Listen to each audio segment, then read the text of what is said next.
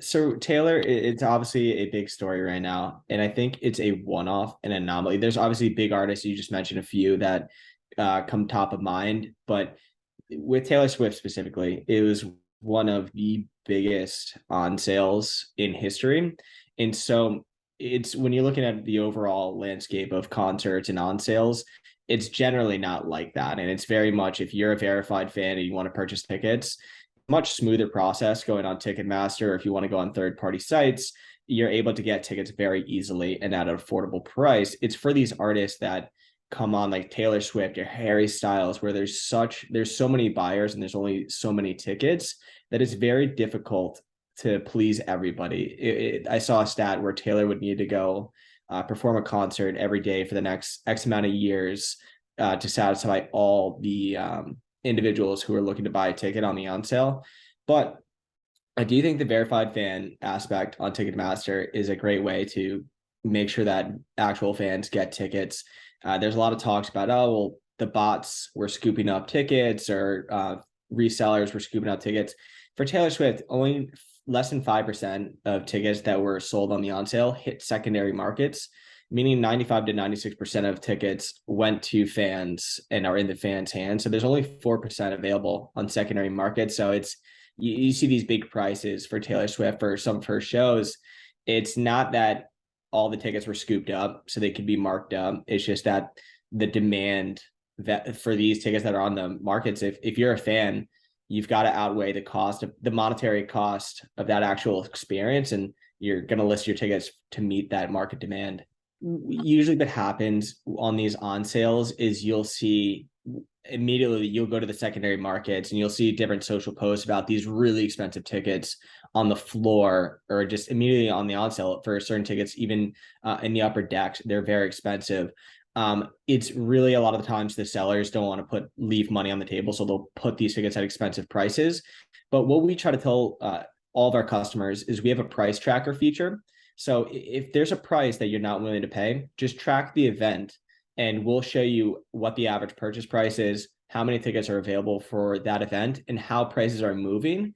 And that way you can see how prices are moving as the event gets closer. And if you see prices are going down, it's generally a good indication that you should hold off.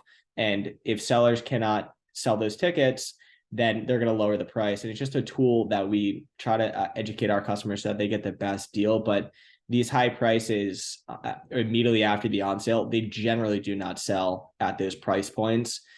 Usually you see things level off a few weeks to a month after the on sale on secondary markets. So TickPick's growing quickly due to our value proposition of no fees, providing transparent pricing. A lot of our competitors will show you one price and then at the checkout, they show 30% more. So it's just a way is their way of getting a customer to go along the checkout process. We believe in transparency and we have a best price guarantee where if you see the same tickets on our site on another, we guarantee the best price. But we just believe in the transparency and the no fees aspect is how we've grown quickly. There's a lot of politicians who came out and spoke out, especially during the Taylor Swift on sale, which was definitely unique. I haven't seen that before. It's one of those things we'll see what happens. I don't know that we're in a position to say well what we'll do or how we'll react if that were to happen. But yeah, it's definitely a topic of conversation. It's been going on that's been brought up a few years for years now. But I think if that ever were to happen, I don't know that we're in a position to say what we would do, but it's definitely an interesting conversation though. So the verified fan, I think, is a great initial step for these artists, but it's these bigger venues, especially when you talk about stadium tours, it's pretty wild to see that Taylor Swift was able to sell out all of these stadiums, just given the amount of total tickets available for each show. Generally, for most artists, if they're doing a stadium tour, it's very difficult to sell out a stadium. And a lot of times tickets will drop below face value if it's a stadium tour. So if you're going on a secondary market, sometimes you can get tickets below face value. I would say for the verified fan, obviously Ticketmaster tried their best to combat any type of bot activity, but I wouldn't say that bots were scooping up tickets, but it's tough to say what an artist could do outside of the verified fan aspect. There's not much. I think with Taylor, obviously there's high demand. I do think most artists, if you're doing a stadium tour, it's it's a good problem to have if you have that much demand, but it's not the case for the majority of artists who are doing stadium tours where it's fans are unable. It's generally a much smoother process. I think if you are interested in going to a Taylor Swift concert or any concert, the tool that we mentioned, the price tracker, is the best way for you to get the best deal.